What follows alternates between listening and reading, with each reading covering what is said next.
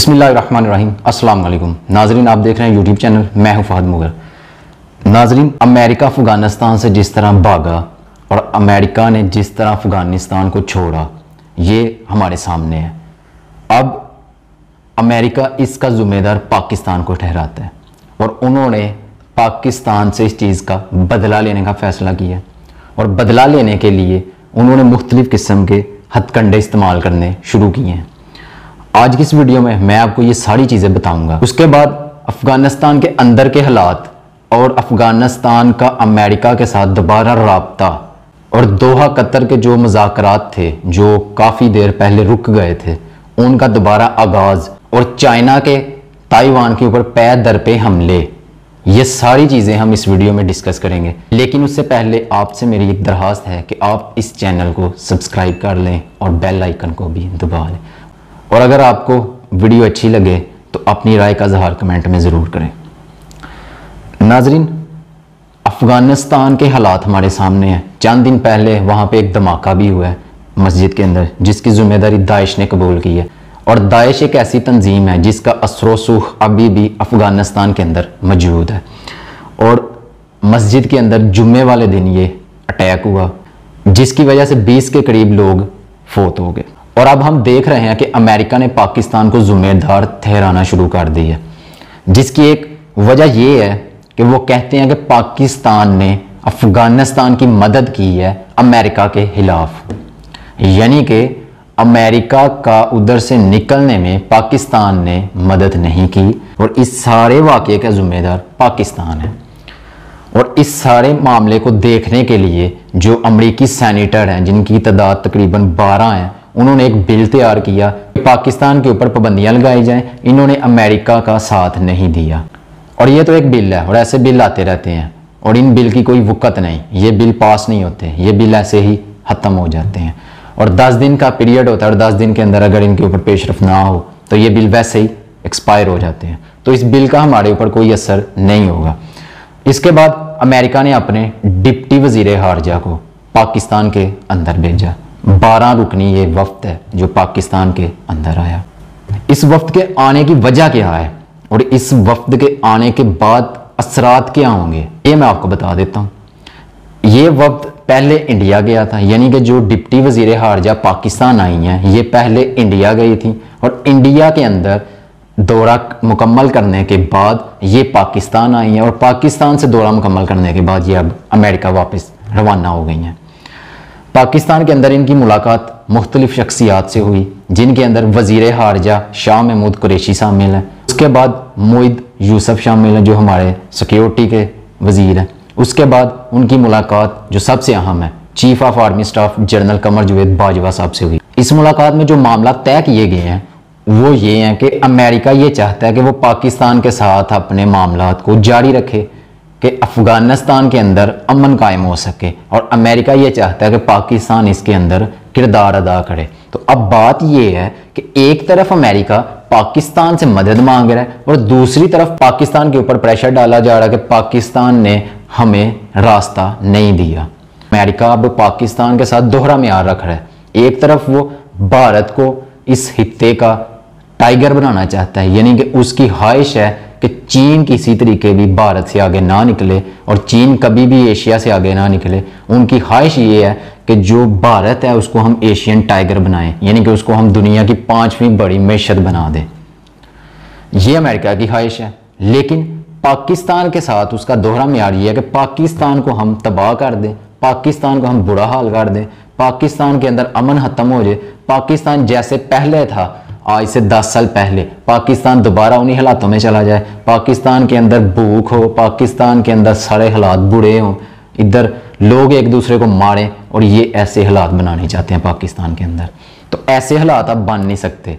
तो इसलिए जो बाइडन सरकार को ये बात अब समझ जानी चाहिए कि पाकिस्तान को अब दबाया नहीं जा सकता। उसकी वजह कि चीन पाकिस्तान का सबसे बड़ा दोस्त है और चीन ने ही पाकिस्तान का इस मामले के ऊपर साथ दिया, और चीन ही वो मुल्क है जो आपकी आंखों में आंखें डालता है। तो इस बात की भी आपको बड़ी तंगी है कि पाकिस्तान चीन का साथ क्यों देता है। तो पाकिस्तान तो हमेशा चीन का साथ देता रहेगा और आइंदा भी देगा। तालिबान के साथ अमेरिका के मुज़ाकरात दोबारा शुरू हो गए हैं, यानी कि दोहा के अंदर जो मुज़ाकरात उनके हुए थे वो अब दोबारा शुरू हो गए हैं। उनके शुरू होने की उनकी वजह ये है कि अमेरिका ये चाहता है कि तालिबान के साथ मिल के एक ऐसा तरीक़ेकार बनाया जाए, एक ऐसा प्लेटफॉर्म बना दिया जाए कि तालिबान ऐसी हुकूमत बनाए जो अमेरिका के मुफाद में हो। लेकिन तालिबान ये नहीं चाहते। उन्होंने इस्लामी रियासत बनाने का ऐलान किया है, इस्लामी अमारात अफगानिस्तान होगा, उन्होंने ये कहा है। और इस सिलसिले में अफगानिस्तान के साथ वो मुज़ाकरात करने जा रहा है। तो अमेरिका भी इस सिलसिले में तालिबान के साथ मुज़ाकरात कर रहा है कि जो शराइत हमने उनके आगे रखी हैं तालिबान उनको कबूल कर लें और हम तालिबान की हुकूमत को तस्लीम कर लेते हैं। तो इनके जो मुज़ाकरात होने लगे हैं उसकी चंद अहम खबरें मैं आपके सामने रख देता हूँ।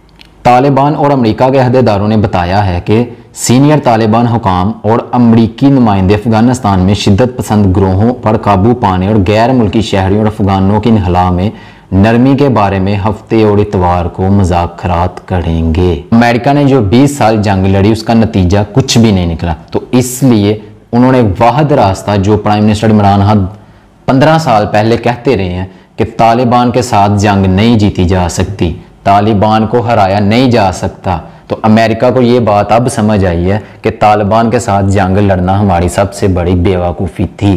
अमेरिका ये जो मुज़ाकरात करने जा रहा है इसके अंदर उनके दो अहम तरीन पॉइंट हैं।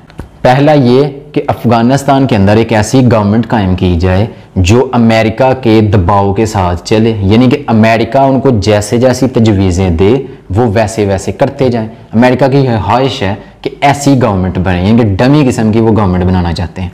और दूसरा ये कि तालिबान को ये याद दिलाना है कि उनके साथ हमारे जो वादे हुए थे अब उनको पूरा करें। तालिबान उनके साथ जो वादा हुआ था वो ये था कि अमरीकी शहरी जितने भी अफ़गानिस्तान के अंदर मौजूद हैं उनको बाहिफाजत अफ़गानिस्तान छोड़ने की इजाज़त दी जाए, और जितने भी अफ़गानी पीपल यानी कि अफ़गान के लोग हैं, अफ़गानिस्तान के लोग हैं, अगर वो भी अफ़गानिस्तान को अपनी मर्ज़ी से छोड़ना चाहते हैं तो उनको भी छोड़ने दिया जाए। और तीसरे नंबर पर वो ये चाहते हैं कि तालिबान अफ़गानिस्तान के अंदर जो कानून नाफिज किए हैं उन्होंने उनके अंदर नरमी करे, क्योंकि अफ़गानिस्तान के लोग हैं जो वो इस चीज़ से नाखुश हैं। और अमेरिका तालिबान से ये भी डिमांड करता है कि तालिबान अफ़गानिस्तान के अंदर ये जो भूख और मईशत का मामला है इसको भी अच्छे तरीके से चलाएं। नाज़रीन, चाइना ने अमेरिका को नकेल डाली हुई है, जिसकी वजह से अमेरिका अब चाइना के साथ बाज़ाब्ता तौर पे 1 to 1 मुज़ाकरात करने जा रहा है।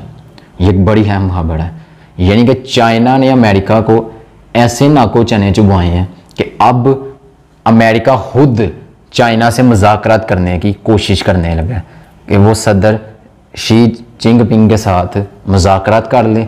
जो बाइडन सरकार ये चाहती है कि वो चाइना के साथ अब मुज़ाकरात करें और चाइना के साथ मुज़ाकरात करने के बाद एक ऐसा सिस्टम बनाए कि ये दोनों मिलकर एक ऐसा सिस्टम बनाए कि ये दोनों मुल्क मिलकर तरक्की के लिए काम करें और एक दूसरे के लिए फ़ायदेमंद साबित हो और एक दूसरे की तिजारत में इजाफा करें। लेकिन चाइना बहुत मजबूत हो चुका है, उसको अमेरिका की ज़रूरत नहीं रही। चाइना अमेरिका के बगैर भी अब बहुत कुछ कर सकता है। चाइना इस हित्ते का सुपर पावर बन गया हुआ है, चाइना ने इस पूरे हित्ते का कंट्रोल संभाला हुआ है, तो अब चाइना को रोकना मुश्किल है।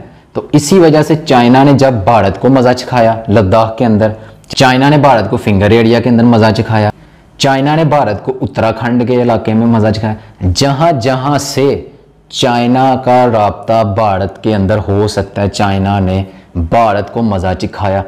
और एक मज़े की बात आपको मैं ये बताना चाहता हूँ कि कुछ दिन पहले भारतीय मीडिया ने ये एक खबर चलाई है, बहुत बड़ी खबर चलाई है कि हमने चाइना के 2000 फौजियों को कैदी बना लिया है। भारतीय मीडिया जिस तरह झूठी खबरें फैलाता है ये किसी से ढकी छुपी बात नहीं, तो भारतीय मीडिया ने ये प्रोपोगंडा शुरू किया कि हमने जी चाइना के 2000 फौजियों को गुलाम बना लिया, 2000 फौजियों को कैदी कर लिया, 2000 फौजियों को हमने कैद करके अपने पास रख लिया। तो इस खबर की तरदीद चाइना की तरफ से उसी वक्त आ गई कि ऐसी कोई खबर नहीं, ये बिल्कुल झूठ है। चाइना ने इनसे डिमांड की कि आप हमें इस चीज़ का प्रूफ दे कि हमने हमारे 2000 फौजियों को कैदी बनाया। तो इंडिया के पास इस चीज़ का कोई प्रूफ नहीं था, क्योंकि प्रूफ आता कहाँ से, ये खबर ही झूठी थी। तो इस सिलसिले में उन्होंने क्या किया कि चाइना के पास 2016 की एक वीडियो पड़ी थी। यानी कि चाइना हर चीज़ का सबूत रखता है। चाइना वो बात करता है जो उन्होंने पूरी की होती है। चाइना ने वो वीडियो जारी कर दी है, वो तस्वीर भी जारी कर दी है। जब 2016 में चाइना ने भारतीय फौजियों को पकड़ लिया, उनकी खूब फेंटी लगाई, उनको खूब ठुड्डे मुक्के मारे, उनको जलील किया, उनके कपड़े उतारे, उनको खूब अच्छी तरह उनकी खातर तवाज़िया की और उसके बाद उनकी वीडियो भी बनाई, उनकी तस्वीरें भी बनाई और अब वो जारी भी कर दी हैं। और इंडियन मीडिया को अब इसके ऊपर सख्ता तारी हो गया कि जी ये चाइना ने क्या कर दिया। इंडिया जो बड़ी बड़ी भड़कें मारता है वो ठुस हो गई हैं। अब चाइना को अब रोकना मुश्किल हो गया और चाइना ने ये ऐलान कर दिया, चाइनीज सदर ने ये ऐलान कर दिया शी जिनपिंग साहब ने कि चाइना अपनी सारी ज़मीनें पूरी करेगा। यानी कि चाइना के साथ जिस जिस मुल्क का बॉर्डर लगता है वो अपनी सारी ज़मीनें पूरी करेगा, मासवाए पाकिस्तान के। तो चाइना ने ताइवान के ऊपर भी हमला शुरू कर दिया है। ताइवान ऐसा मुल्क है जिसके साथ चाइना के थोड़े मामला ठीक नहीं है। तो इस सिलसिले में चाइना के साथ पिछले 4 दिनों में चाइना ने 120 एयरक्राफ्ट ताइवान की हदूद में भेजे हैं और इससे कोई नुकसान तो नहीं हुआ, लेकिन ये इस बात की दलील है कि चाइना अब इंडिया को मज़ा चखाने के बाद ताइवान की तरफ हो गया। यानी कि चाइना ने अपने इलाके को कवर कर लिया भारत से। लद्दाख वो पहले ले चुके और उससे आगे का इलाका जो रह गया है चाइना ने वो कहा कि हम वो भी इलाका भारत से ले लेंगे वापस। चाइनीज एयरफोर्स ने उनको ये खबरदार कर दिया कि ये जो हमारा इलाका है इसको खाली कर दें, नहीं तो यहाँ पर हम फौजी कुव्वत के साथ ये इलाका खाली करा लेंगे आपसे। तो चाइना को रोकना तो अब बहुत मुश्किल है। तो मैं आपको ये खबर पढ़ के बता देता हूँ कि चाइना ने क्या किया है। ये BBC न्यूज़ ने छापी है खबर और वो लिखते हैं कि ताइवान के साथ चाइना का ये अब जो कॉन्फ्लिक्ट चल रहा है, ये जो अब तनाज़ा चल रहा है, ये पिछले 40 साल से सबसे ज़्यादा खतरनाक है। यानी कि इसके असरात देर पा होंगे। खबर कुछ इस तरह के ताइवान के वजीर दफा ने कहा है कि चीन के साथ कशीदगी पिछले 40 सालों में बदतरीन सतह पर है। दोनों के दरमियान हादसाती हड़ताल के खतरे से खबरदार कर दिया गया है। ताइवान खुद को एक खुद मुख्तार रियासत समझता है, ताहम चीन ताइवान को एक अलग सूबा समझता है। यानी कि चीन ये मानता है कि ताइवान सिर्फ एक सूबा है, लेकिन ताइवान ये मानता है कि ताइवान एक मुल्क है। इसने इत्तेहाद के हसूल के लिए ताकत के मुमकिन इस्तेमाल को मुस्तरद नहीं किया, जबकि चीनी जेट तैयारों को पूरे जजीरे तक नहीं उड़ाया गया। ताइवान का फ़ज़ाई दफ़ाई इलाका जो कि खतरात की निगरानी करता है, एक ऐसे इलाके में फैला हुआ है जो ताइवान, आबनाई और चीनी सरजमीन के एक बड़े हिस्से पर मुहित है। वो चीन और ताइवान के दरमियान गैर सरकारी लाइन अबूर करने वाले जेट तैयारों को हमला समझते हैं। यानी कि ताइवान ये कहता है कि चाइना के जो 120 जेट तैयारे पिछले 4 दिनों में आए हैं, उन्होंने गैर कानूनी किया और हमारी हदूद की खिलाफ वर्जी की है। और चाइना के स्पोक्स पर्सन ये कहते हैं कि 2025 तक हम इस जजीरे का मुकम्मल तौर पर कंट्रोल हासिल कर लेंगे। यानी कि उन्होंने ताइवान को ये वाज़ेह पैगाम दे दिया है कि 2025 तक आपके पास टाइम है, आप मुज़ाकरात कर लें, नहीं तो हम रिटेलिएट करेंगे और 2025 तक ताइवान को हम हासिल कर लेंगे। और चाइना ने इस काम के लिए अपने दफाई बजट में इजाफा कर दिया और चीन ने ताइवान को खबरदार कर दी है। इस सिलसिले में अब अमेरिका ताइवान की मदद करने आ गया है, जो कि हमेशा से ही है। जो चाइना का दुश्मन है अमेरिका उसकी मदद करता है और यूरोपीय ममालिक भी उसकी मदद करते हैं। तो अमेरिका ने ताइवान को $1.8 बिलियन का असला फरोख्त किया है। यानी कि ताइवान ने अमेरिका से $1.8 बिलियन का असला खरीदा है, जो कि वो अपने डिफेंस सिस्टम में लेके आए हैं चाइना का मुकाबला करने के लिए। खबर मैं आपको पढ़ के बता देता हूँ। अमेरिकी सदर जो बाइडन ने कहा कि उनके चीनी हम मनसब शी जिनपिंग ने ताइवान मुआहदे की पासदारी पर इतफाक़ किया है। मिस्टर जो बाइडन वाशिंगटन की दरीना एक चीन पॉलिसी का जिक्र करते नजर आए, जिसके तहत वो ताइवान के बजाय चीन को तस्लीम करता है। ताहम ये मुआहदा वाशिंगटन को ताइवान के साथ मजबूत गैर सरकारी ताल्लुकात बरकरार रखने की भी इजाज़त देता है। वाशिंगटन के ताइवान रिलेशन एक्ट के एक हिस्से के तौर पर अमेरिका ताइवान को असला फरोख्त करता है। जिसमें कहा गया है कि अमेरिका को ताइवान को अपने दिफा में मदद करनी चाहिए। उसके बाद सदर जो बाइडन ने कहा, मैंने मिस्टर शी से ताइवान के बारे में बात की है, यानी कि चाइनीज़ सदर से अमेरिकी सदर की ताइवान के हवाले से बात हुई है।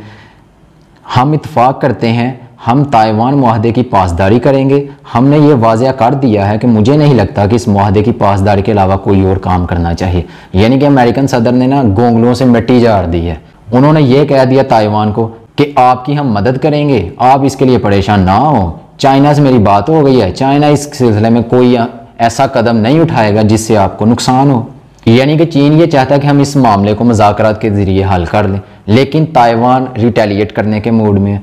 अब मैं आपको एक मुख्तसर सा ये बता देता हूँ कि चीन और ताइवान का असल मामला है क्या, इनकी जो ये कशीदगी है इसकी वजह क्या है। चीन और ताइवान को 1940 की दहाई में हाना जंगी के दौरान तकसीम किया गया था, लेकिन बीजिंग का असरार है कि अगर ज़रूरत पड़ी तो जजीरे को किसी भी वक्त ताकत के इस्तेमाल के साथ हासिल कर लिया जाएगा। यानी कि चीनी सदर का ये मौक़िफ़ है कि अगर अब हमें ताइवान सूबे को फोर्स के ज़रिए भी हासिल करना पड़ा तो हम हासिल करेंगे। यानी कि एक बात तो तय हो गई है कि चीन अब इस हित्ते की बढ़ती हुई सुपर पावर है और उसके आगे जो आएगा, जो सा मुल्क आएगा वो उसके साथ जंग भी लड़ सकता है, वो उसके साथ मुज़ाकरात भी कर सकता है। तो अब देखना ये होगा कि ताइवान अब इस सिलसिले में कैसे फ़ैसले करते हैं। और भारत को तो ये बात अब समझ आ गई है कि चाइना के साथ हमने दोबारा पंगा नहीं लेना। अब हमें ये देखना होगा कि चीन आगे कौन सा कदम उठाता है और चीन के कदम उठाने से क्या असरात निकलते हैं। आज के लिए नाज़रीन बस इतना ही। आपसे मुलाकात होगी एक नई वीडियो में। अल्लाह हाफिज़।